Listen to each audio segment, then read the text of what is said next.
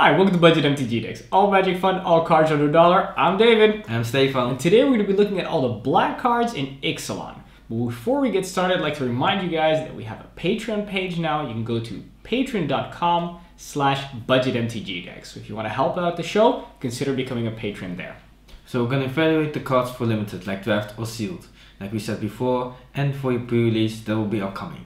Exactly. We're going to be evaluating them according to our three-tiered system. Tier 1, these are awesome cards. These are the cards that will be winning us the games, the bombs, unconditional removal. The Tier 2s are really strong cards. Multiples of these push you into the color, otherwise they're auto-includes. And of course, Tier 3 are our filler cards, which we use to make sure we have a nice, smooth mana curve. And then finally, we're going to put the rest of the cards aside because they're either too conditional or they're just plain bad. Let's get started with the common cards. The first of our common cards is Duress. For a single black, it's a sorcery. We're going to be able to look at our opponent's hand and make them discard a non-creature, non-land card. Okay, that's pretty sweet. The problem is that you're losing a card, they're losing a card, and it's not going to be hitting those creatures, which would be something that we would actually play. So in this situation, we would put this card aside. Yeah, and even then, it's still, if you play it late game, they might not have anything, then you didn't do anything and you lost a card and a mana. That's painful, yeah. Skittering Heartstopper. 1 black, it's a 1/2 insect, and for 1 black, Skittering Heartstopper gains Death Touch until end of turn. Like we've seen before, Death Touch is really nice. It will stop the person from attacking, and the thing is with this one, it's 1 black for every time you give Death Touch. It doesn't have Death Touch on its own. That's why it's Tier 3 instead of Tier 2.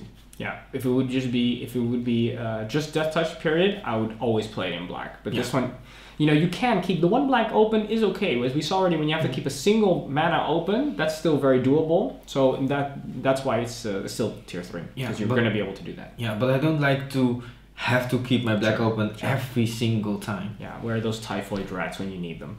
All right, Skullduggery is next. For a single black as an instant. Until the end of turn, target creature you control gets +1/+1, and target creature an opponent controls gets -1/-1 till the end of turn. So this is a very interesting card. First of all, Skullduggery means unscrupulous or underhanded behavior, so that's interesting. This is interesting because it can be used as kind of removal, because you can kill a 2/1 or something just on the fly. But you can also use it as a combat trick and to make sure those 2 points swing, power and toughness swing, if you use it against the creature that's blocking your creature and you pump your creature. So in essence, but you can also do it against 2 separate creatures. You can pump one and then make another one separate. So it has so much versatility, but still, you can still only really see it as a good combat trick. So we're going to put it in Tier 3. Yeah, but it's so versatile and does so many things. Correct, yeah, it's nice. March of the Drowned is a black sorcery. Choose one. Return target creature card from your graveyard to your hand, or return 2 target pirate cards from your graveyard to your hand. So it's one of any creature or 2 pirates. It's 4 black, but it's only good late game. And what do you want to get back? Your bomb. And then it's like really late game, and you really have to have this. Your bomb have to have died, and I don't think you want to play this and just play something else. Correct. Put it aside. Then we have Blight Keeper. For a single black, it is a 1/1 bat imp with flying. So we were discussed already before. A 1/1 with flying for 1 is not good enough. Let's see what the ability is. For 7 and a black and tapping it and sacrificing it. So for 8 mana and losing this guy, target opponent loses 4 life and you gain 4 life. Okay, now the effect is just not good enough, and the creature itself is not good enough. And if you top deck this, we already discussed it, you got to tap it first. There's too many situations where it won't do enough, and there's only a very small handful of situations where this could win you the game. So I just wouldn't play it. Yeah, because even if you play this and the opponent's on 4 life, you still have to wait, and then they can move it, and you're still not winning. Correct. Costly Plunder. 1 and a black instant. As additional cost to cast Costly Plunder, sacrifice an artifact or creature, and draw 2 cards. For 2 mana, drawing 2 cards is really nice. With a bit of downside is okay, but you have to sacrifice an artifact or a creature, and is that really worth it? And I don't think so. So just put it aside, because you're losing 2 cards, you're getting 2 cards, so you're not actually getting ahead, and you already put a mana investment to play another card. Yeah. That's why these cards that make you sacrifice permanents are so bad, and these cards that make you pay a little bit of extra life are really good. Yeah, and even make you discard a card, because then you didn't put the mana investment in that card. Yeah. Then we have a Queen's Bay Soldier for 1 and a black. We get a 2/2 Vampire Soldier Vanilla. Fine taste, very good filler. You can always put it in your deck. You don't have to feel bad about it. Yeah, it's a Vampire Soldier bear. Dynafleet Hoarder, 1 and a black. It's a 2/1 human pirate. And when Dynafleet Hoarder dies, create a treasure. And so it's not that bad. It's 2/1 for 2, which isn't that great. But when it dies, it will mana ramp you. So just tier 3 good filler. Yeah. Yeah, there's nothing really more to say about that. No. Just fine. As you notice already, these filler cards are okay. And if you look at the filler cards that Blue had, like in the other videos, if you haven't checked that out, check out the Blue video that's up already, how much better the filler cards are. Then we have a Desperate Castaways for 1 and a black. We get a 2/3 human pirate. So we think, okay, that's a really good body actually. I'm gonna have to take my words back, because we got a 2/3 body for only 2 mana, which is extremely good. But it does have an ability, and that states that Desperate Castaways can't attack unless you control an artifact. Okay, wah wah, nasty. We knew something was coming up, but this is pretty bad, because if it would say it can't attack unless you control another creature or something like that, so that's so much more likely. But then you have to go and make sure that you look for other cards so you can make those treasures, so that you have those artifacts. It's just too much of a downside, so put that card aside. And you can't even sacrifice the artifact, because sacrifice treasure, because you then can't attack with it anymore. Painful, painful. Don't be so desperate to play this card. Sky March Bloodletter, 2 and a black. It's a 2/2 Vampire Soldier with flying, and when it enters the battlefield, target opponent loses 1 life and you gain 1 life. 3 mana, 2/2 flying, already good. You range your opponent for 1, that's fine. Tier 2, play it. Yeah, 2/2 flyers for 3 are something I really enjoy. I talk about this all the time. 2/2 flyers for 3, usually we get those in white, and it's just extremely strong. Also wins games. It may seem like it's very little, but that 2/2 in the air is a lot. And the fact that it also does an extra point of damage and heals you 1 point is actually, just gravy. Vanquish the Weak is next for 2 and a black. It's an instant that allows to destroy a target creature with power 3 or less. This is conditional removal, but very good. Well costed, instant speed, tier 2. Always play it. Deadeye Tormentor, 2 and a black, a 2/2 human pirate, and has weight. When Deadeye Tormentor enters the battlefield, if you attack with a creature this turn, target opponent discards a card. So 2/2 for 3, and if you attack, opponent discards a card. It's pretty okay. You can choose with what you want to discard, but this is the reason why it's tier 3, because normally 2/2 for 3, you have 2/2s for 2. But yeah, the extra card, extra mana to make a discard a card is actually good enough to make it a filler. Correct, yeah. Then we have Mark of the Vampire for 4 mana. It's an enchantment. Now the enchanted creature gets +2/+2 and lifelink. Now we remember we looked at the blue cards. We had one that gave a creature +2/+2 and flying for 2 mana. Now, and I said last time, I said effects like this, you're going to be paying 4 mana for enchantment usually, so that's why this blue one is so good. Now we look at the black one. The black one is, yeah, for 4 mana, as we discussed already. But this one, instead of giving us evasion in the form of flying, gives us lifelink. Now that is not as good as flying. Lifelink is decent, it's nice, but the problem is this card is just not going to be doing enough. And additionally, it will get removed, and then you're out. You're out your 2 cards, which is just super nasty. So actually, this is one, as good as the blue one is, that's as bad as this black one is. So don't play it. Phantom Fleet Cutthroat, 3 and a black. It's a 2/2 human pirate. When Phantom Fleet Cutthroat enters the battlefield, destroy target creature opponent controls that was dealt damage this turn. So it's a 3/3 for 4, not bad. And to begin with, and if you attacked with small things, he blocked, and it's a 5, then you can kill the big thing with this one, and that's really good. So for me, tier 2. Yeah, just the body already is fine filler, Yeah. and this fact that you're going to be killing something it pushes it super over the edge. Direfleet Interloper for 3 and a black. We got a 2/2 with menace, so the body and the evasion is not good enough yet. But let's see what else it's got. When this guy enters the battlefield, it explores. Okay, so it has a very good potential to be a 3/3 with menace for 4 mana. Now that is a pretty interesting card. And once again, 4 mana Explore is exactly at the point in the game where I also don't mind drawing that land and giving me that extra land so we can ramp up to make sure we hit those 6 drops later on. So actually, this is always fine. Sure, if you have a tier 2 card, put that in there, but this is a fine filler. Yeah. And with Explore, you look at the top card anyways, and you can decide to not draw it. Yeah. So that's really nice. Yeah, it's a fine card. Top tier 3. Yeah. Anointed Deacon. 4 and a black. It's a 3/3 vampire cleric. At the beginning of your combat on your turn, you may have target vampire get +2/+0 until end of turn. So when he attacks, it's a 5/3, and that's a lot of damage. It will kill a lot of things, and it doesn't have to be this creature. It can also be another vampire, but most of the time this will be a 5/3 on the attacks, and I don't think that's really bad. So tier 3, good filler. Yeah, we also very often, we discussed about how cards are good when they're good early. Cards are good when they're also good late. We saw that cards are good when they have a fine body and they have a mana sink. And we also have the third type is cards are good when they can do something to themselves, but they can also do something for another creature or card that you have. And this is exactly that third type, that it can still boost or benefit itself, but it can also do that to other cards. So that's just makes this card pretty strong, I think. Yeah. Spreading Rot is next for 4 and a black, so for 5 mana as a sorcery. Destroy target land, its controller loses 2 life. Okay, this is a card that you may think, oh, this is so awesome, we're going to destroy the land. They don't have the land, they won't hit their 6 drop. But there's so many more scenarios where it's just going to do virtually nothing, and it's basically going to be the equivalent of pay 5 mana and have them lose 2 life, which of course is not great. No. So don't play this card. Contract Killing. 3 and 2 black sorcery, destroy target creature and you get 2 treasures.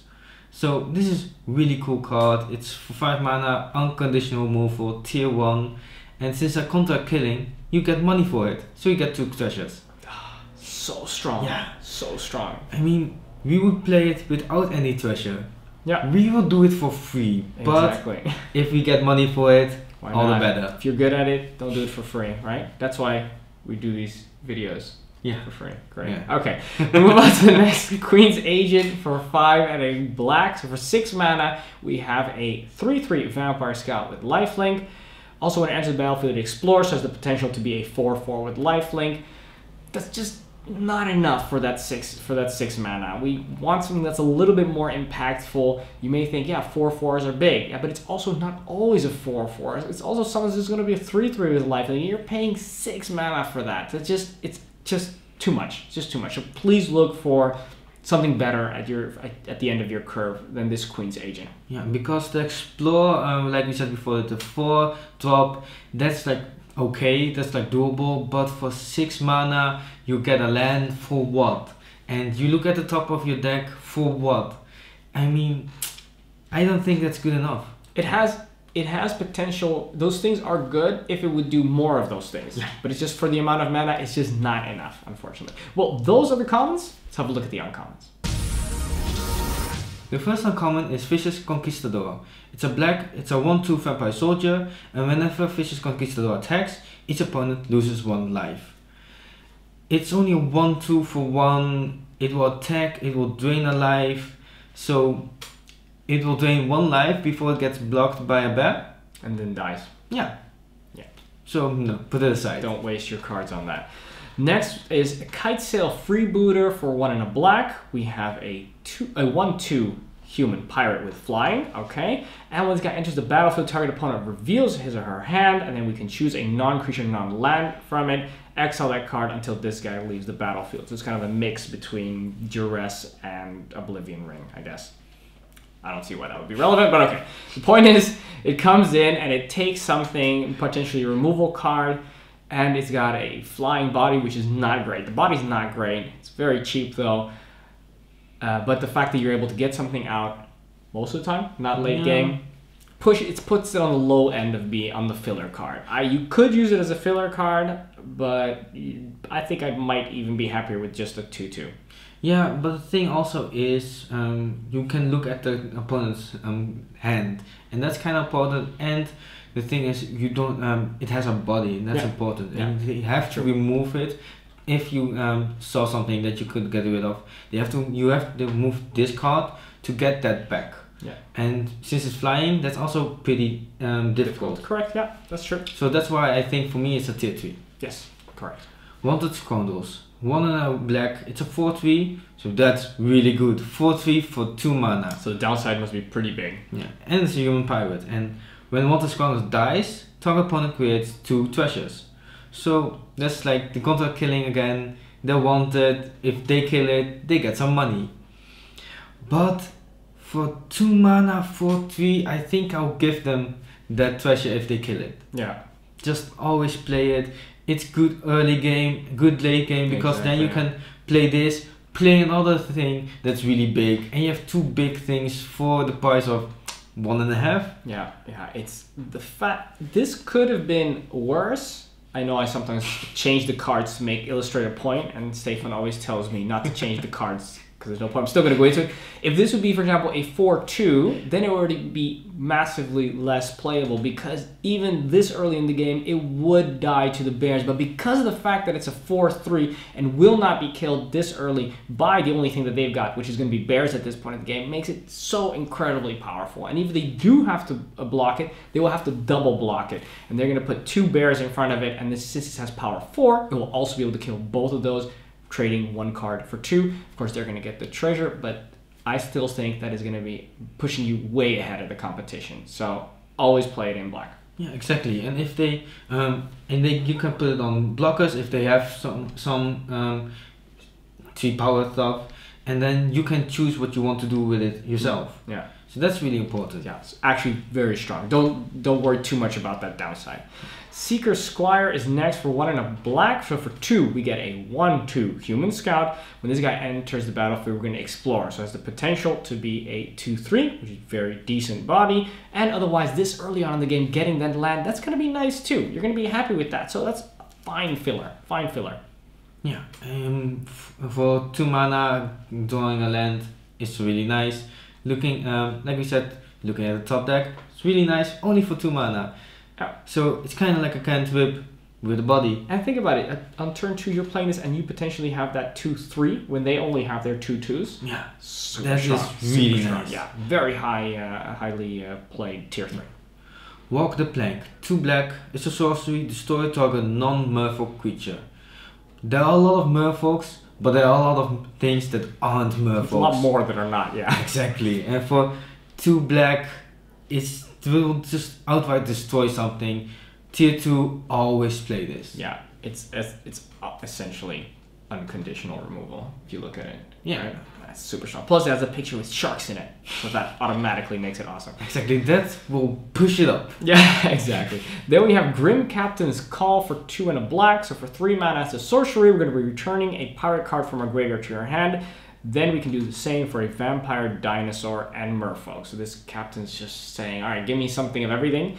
We're going to put this card aside, though, because the chance that you're going to be able to get enough value out of it is just simply too small.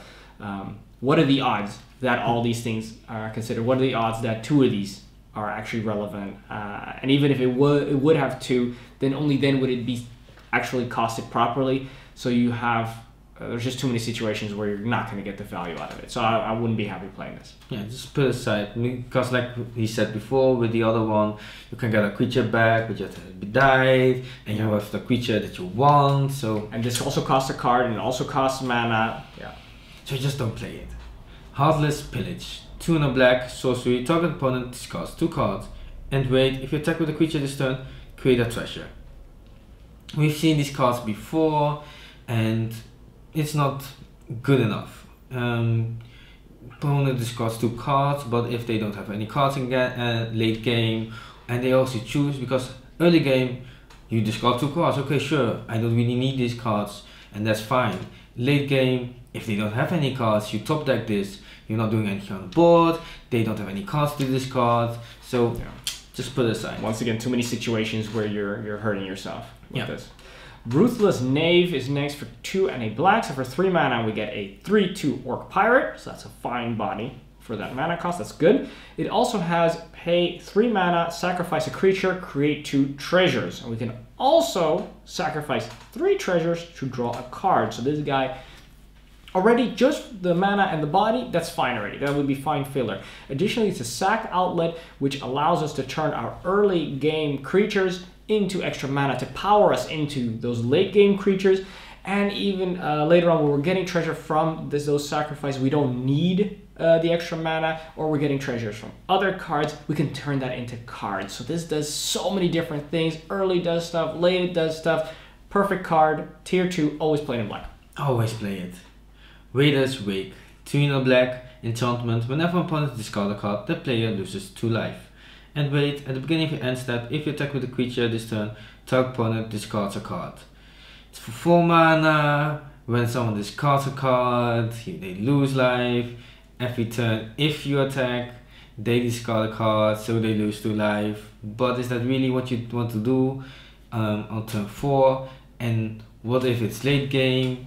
So because then they don't have any cards. Yeah. So just put aside. Yeah, it's unfortunate. It seems like a good card. It seems like a really cool card, but the thing is, a lot of these things, like, it's really cool, but it just doesn't work. No. It's cool in a scenario where it would work, and that scenario just isn't all the time. Exactly.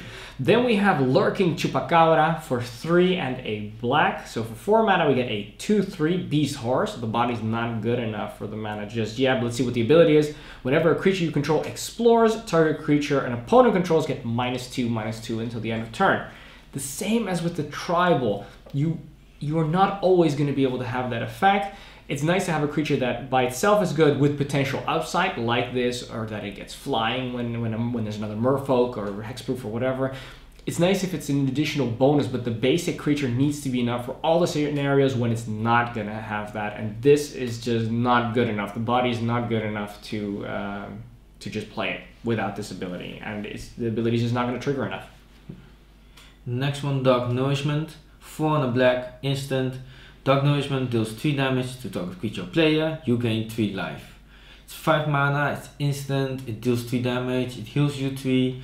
So tier 3, it will not kill a lot, everything, but it will kill a lot. Yeah. It's a good filler. Yeah, especially with stuff that deals damage. When it's very cheap, if you're paying 1 or 2 mana for it, then it's tier 2, because it's exactly at the point in time where it's most valuable.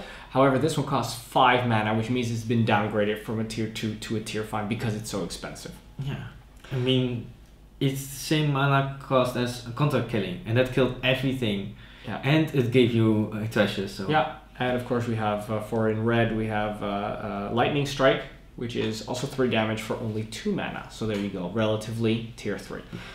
Bishop of the Bloodstained for 3 and 2 blacks. Over 5 mana, we get a 3/3 Vampire Cleric. And also when this guy enters the battlefield, target opponent loses a life for each vampire you control. So we can't hope that we have a lot of vampires, so let's just assume it's by itself. So you're still dealing 1 point of damage, and you have a 3/3 for 5 mana. That's just not enough. Also because of the fact that it is 2 black, which makes it a little bit more difficult to play as well when you're playing multiple colors.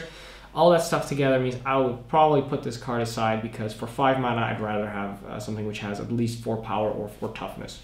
Yeah, exactly. It's just not enough. Yeah. Deathless Ancient. 4 and 2 black. It's a 4/4 Vampire Knight with flying, and you can tap 3 untap vampires you control and return Deathless Agent from your graveyard to your hand. So it's a 4/4 for 6. Okay, it has flying, that is great. And when you have some random vampires laying around and this one dies, you can get it back to your hand. So that's just awesome. Tier 2, always play it. Exactly. What's important to remember is that you don't have to sacrifice those vampires. So if you just make sure that you have those 3, just make sure they don't die. Don't attack with them. And every turn, get this guy back. And no matter how many times they kill it, as long as you got those 3 vampires, you can keep on bringing it back. Once again, don't assume that you'll have that. So we're going to assume that it's just a 4/4 flyer for 6. And that's good enough. That's good enough. That awesome. Still wins more games. than good enough. More than good enough. Awesome vampire. Those are the uncommons. Let's have a look at the rares. The first of our rares is Deadeye Tracker. For single black, we got a 1/1 human pirate. And additionally, for a mana and a black mana. So for 2 mana, we can tap it and then exile 2 target cards from our opponent's graveyard, and then we're going to explore, or this creature is going to explore. So normally you would think, okay, is this body good enough for the price? No, not good enough. So the ability needs to push it into being playable. Paying the 2 mana, tapping it to explore, that's a fine price. That's you would like to do that all the time, especially on a card that comes in so early. But there's one big problem, is that you also need to exile 2 target cards from our opponent's graveyard. An early game, that's simply not going to be the case. You're not going to have that. So this card is only going to be able to do it later in the game. If that happens around turn 5 or turn 6 or something, cool, you can get some value out of it. But if you top deck this late game, then the Explorer is also going to have minimal value to you. So I would say it's tier 3, filler card, potential. It has great potential, but unfortunately, I think I'm going to put it at the low level of tier 3. Yeah, because like you said before, they have to have cards in the graveyard, and if they do, that's really great because you can do a lot of things. But if he doesn't, then it doesn't really do anything. But the thing is, it's a really cheap, repeatable explorer, and that's really important. Yeah.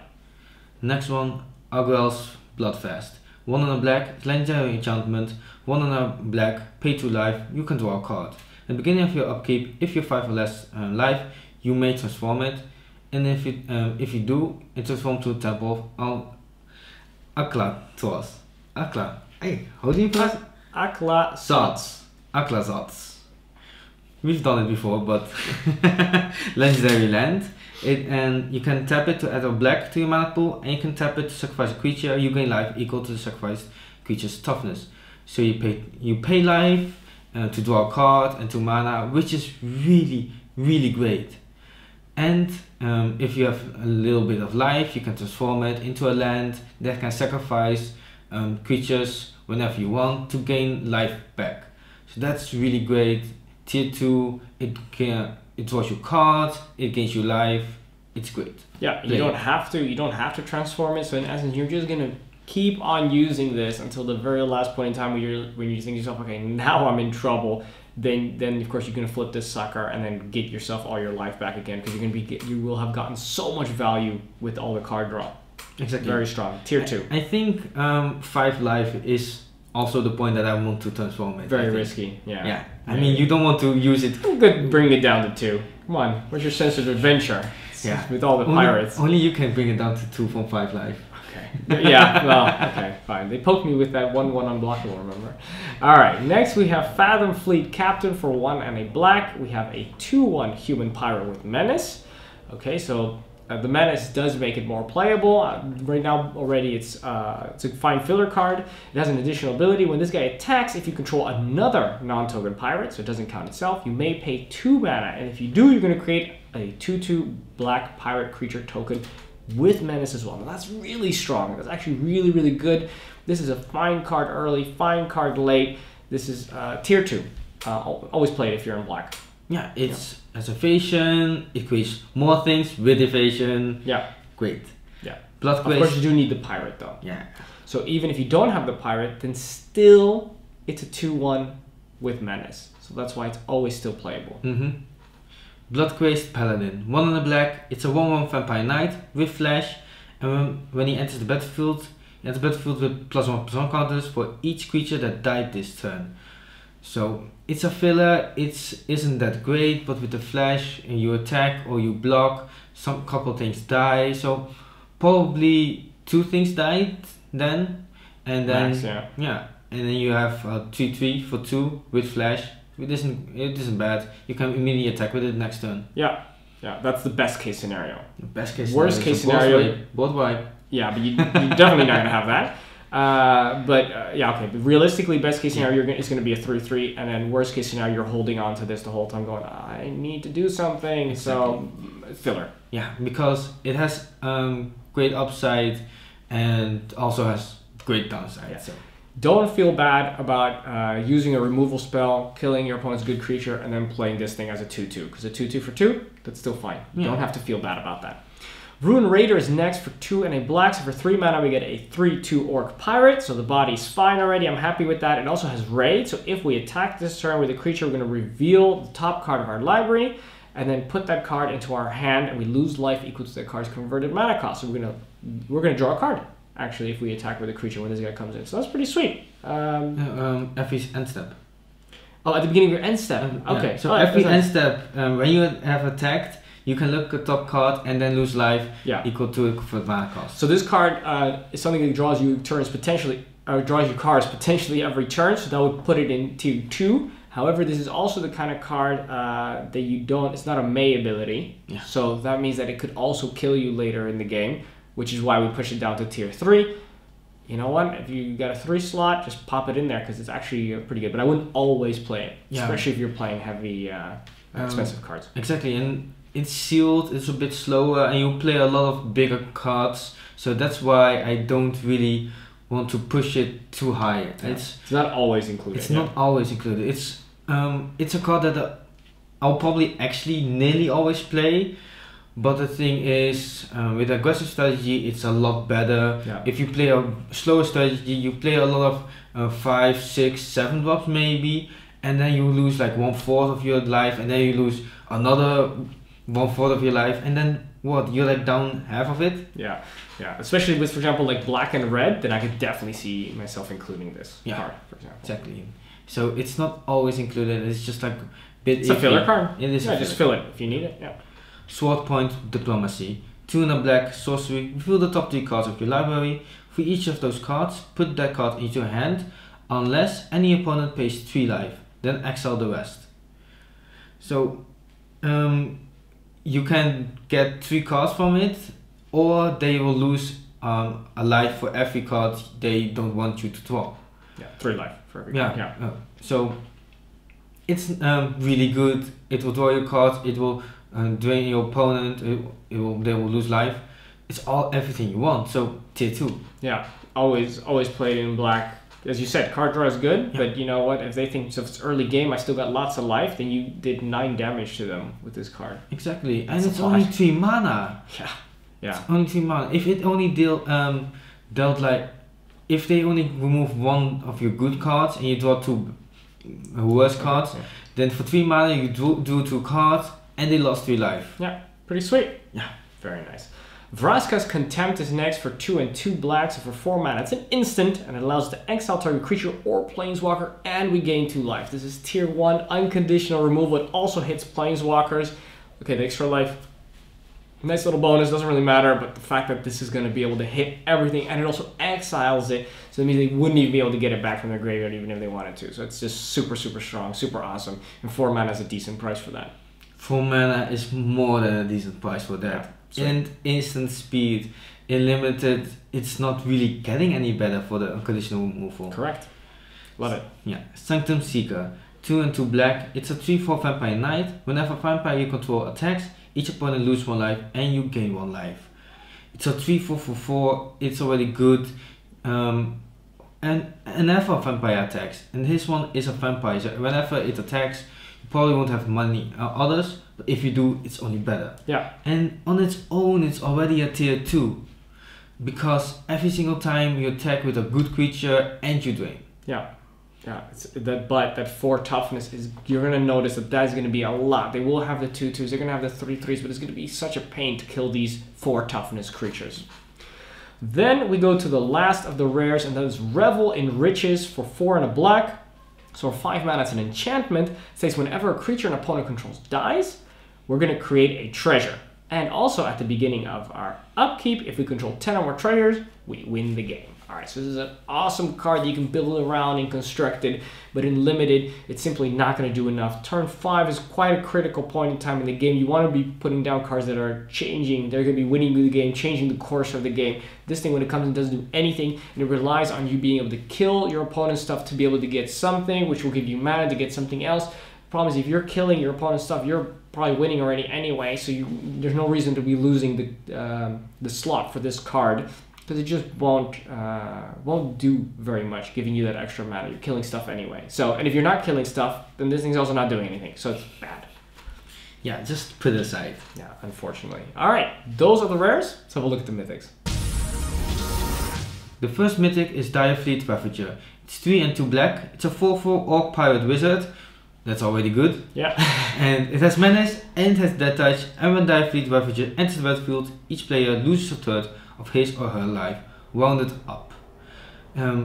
Each player, which means you also lose life, but I think with a 4/4 menace death touch, I think you will win the race. Yeah. It's so strong. The value, the 4/4 already for just 5 mana is nice. It's got evasion.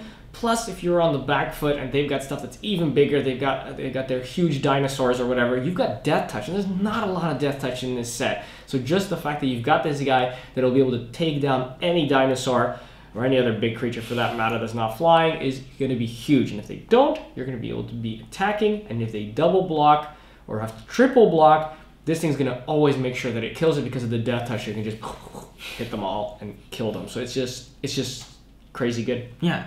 And I think this will win you games, so Absolutely. tier 1. Absolutely. Then we move on to the last of the mythics, and that is Boneyard Parlay for 5 and 2 blacks at 7 mana. It's a hefty price. We've got a sorcery. This thing better do something good.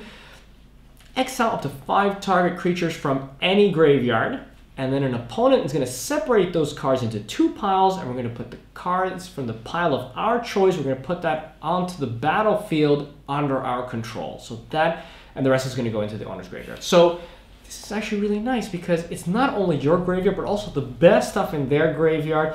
Even if you don't have 5 creatures, it doesn't matter because it's up to. So it push comes to shove, you're in a situation where they don't have the graveyards completely filled, you don't have your graveyard completely filled, they just get the best couple of things.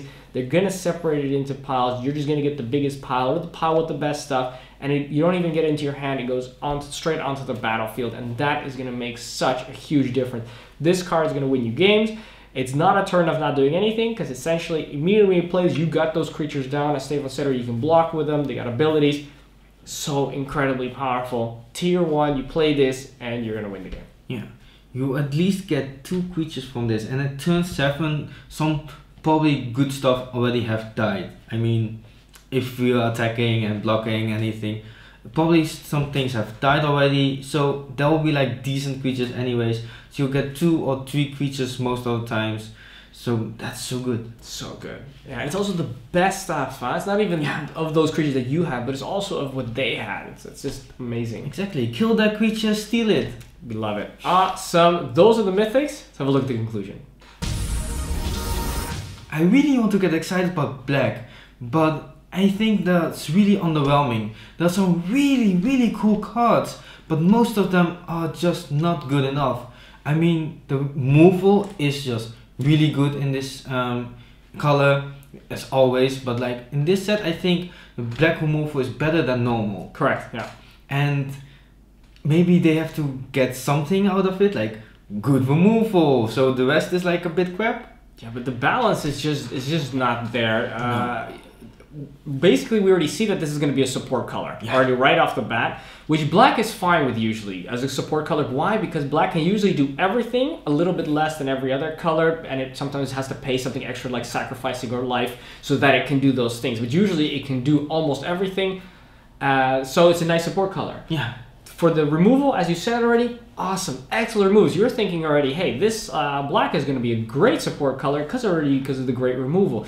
But after that point, it just completely shuts down and it just does not contribute anymore in the form of good evasion, in the form of solid big creatures, in the form of just good filler cards. Because I'm sure that we've talked about these are filler cards, we've seen them, but they're at the low end of the spectrum of filler cards. You can use them because you have to fill out your deck. But I'm not very excited about any of these cards really, and where most of the cards which you're going to be using are going to be the commons and the uncommons, and we saw those are also very disappointing. So if you want to use this as a support color, it's pretty much only going to be to support you with the removal, not much else, unfortunately. No.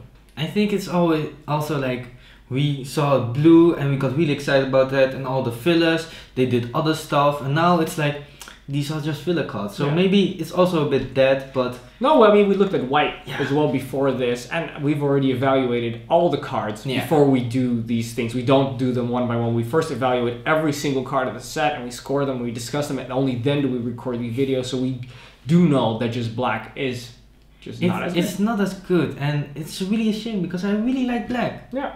Well, not this round, unfortunately.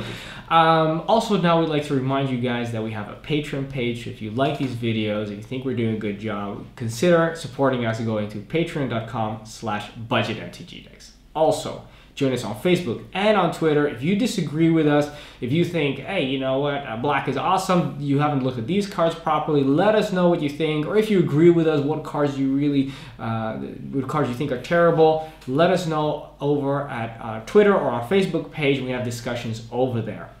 Also, don't forget to subscribe to us here for those powerful decks and advice everyone can afford. And if you do press that little subscribe button, don't forget to hit that little bell next to it too, so you get notified about when the next video comes out, and that is going to be all the red cards of Ixalan. So thanks for watching. I'm David. I'm Stefan. And this was Budget MTG Decks.